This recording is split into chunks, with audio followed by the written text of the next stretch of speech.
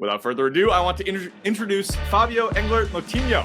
Fábio is an Angular consultant from Brazil, interested in best practices, and he's a big fan of Angular's opinionated nature. He sometimes writes fabulous articles about Angular, TypeScript, and JavaScript. Seriously, folks, bitovi.com/blog. Find anything by Fábio, and you will not be disappointed. When not coding, Fábio spends his free time wondering how others have the time to have so many hobbies. Fábio, take it away. So today we'll talk a little bit about debugging Angular, and the goal of this presentation is to introduce you to some tools that might help you on your day-to-day activities as a dev, and maybe move beyond using console.log everywhere in your app, recompiling every time you need to see something. So Angular provides a few tools by itself to help you debug in your browser dev tools. If you already use Angular, you might know the ngprobe, the global console window, and then you can do all sorts of things using that. But the main goal is to get the instance of a component and debug and see and probe that component. You're able to change variables. You can watch observables. You can subscribe to observables. You can do anything. The ngprobe is also known and referred to as global ng namespace. And ngprobe itself, the probe method, was deprecated in Angular version 8. So when Ivy engine was introduced, it got replaced by a bunch of other methods. So it then turned into get component, get owning component, get directives, and apply changes. There are a few others available in this link below, but the most important ones are these four. So they'll allow you pass the reference of a DOM node and get the component instance associated with it. And $0 is the reference of the last inspected element. So you can use that to get the component or a owning component of a DOM node. You can also get the directives associated with the DOM node. And then once you've done all the changes you need to do in that component or directive, you can apply changes to trigger change detection. Angular also provides Angular DevTools, which is basically ngprobe with a user interface. We're not gonna see it in this presentation, but you can do the same things you would do with the methods I presented. And there's more to Angular DevTools. It's really useful if you want to debug and see change detection going on, or you want to measure the performance of your app. But let's move on to VS Code Debugger. So VS Code Debugger is really useful. It doesn't apply only to Angular, but I think it's especially useful for Angular. And you'll see in a bit why. So you can see, you can pause the code and debug during caught or uncaught exceptions. Also gonna show you the inline values configuration and how to use conditional breakpoints, log points, which replace console.log calls, and how to rewind stack traces. So you're able to see all the variables that on a specific point in time or a specific stack trace. So I have a small project here. All it does is it has this input at the right top. You can add a user to a list of users, and it fetches this list of users of a public API. So the first thing you need to do to start using VS Code Debugger is to configure it. And this icon at left, let me increase the. Okay, that should be good. readable. The first thing you're going to click on this icon in the left and create your configuration.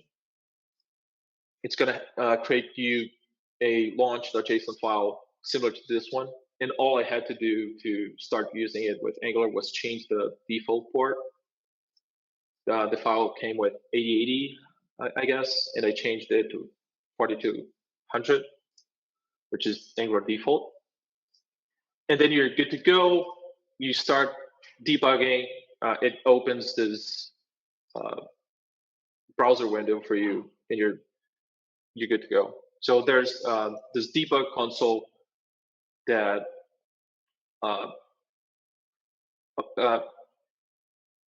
enables you to not open the browser DevTools, right? Okay, so the first thing I want to show is caught and uncaught exceptions. So I have this service, and I can, I'm going to manually throw an error here, and it's going to break our app. So you can see that it doesn't load anymore. And how would you debug this usually? You would inspect. You can see the stack trace, but doesn't actually point to where the error is thrown. And yeah, not very useful. Not going to show you here, but also in this stack trace does not point to the file where the error was thrown. So it's hard to find where the error originated. So if we trigger caught and uncaught exceptions, in this case, it's a caught. I think it's uncaught or caught, I don't remember. But if we trigger it, then it's a caught. Then it goes straight into where the error was thrown. And you can see the call stack at left. It allows you to go back in time and see all the stack trace until where it originated. In this case, what really interests us is, let me find it. Okay, so this dispatch in app component, that's where it started. So we fetch the load users, it goes into the store, and the store calls the service, and then the service throws the error. So you can caught it, you can rewind the call stack and see the error. So you can debug, and you can see that if we go, let's go to a particular call stack. So you can see that these variables are shown right into the file. So it's easier to look at in the file than to use the variables at left when you're debugging. So this is the helpful configuration that I mentioned. You can turn this on. In the user settings, there's the debug inline. So inline values, you turn this on, and then you're able to see those variables. If this was the default auto, then I don't see anything here. So it's very useful when debugging to see all these variables in your code. Okay, so we've taken a look at the caught and uncaught exceptions, inline values configuration, and rewinding the stack trace. Now let's take a look at the conditional breakpoints and log points. So for conditional breakpoints, we're taking a look at, we want to remove this console.log. Let me remove this breakpoint here. So we want to remove this console.log, and okay, need to remove this throw error as well. Okay, that should be good. Okay, so getting back to the component file. So we want to remove this console.log and avoid constantly recompiling our app to watch a variable. I'm going to remove this. And you have the usual breakpoints here. So you can add a breakpoint. Then whenever we submit this, then we get to debug right into our source file. I'm going to remove this, and you can use conditional breakpoints. So I only want to trigger this breakpoint when username equals to test2. And then if I add a test user, you can see that the breakpoint doesn't trigger. Then if I add test2, you're able to debug.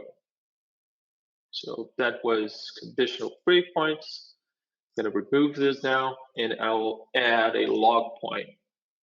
It's a little bit different here, but you can reference variables, and you don't need to add a console.log.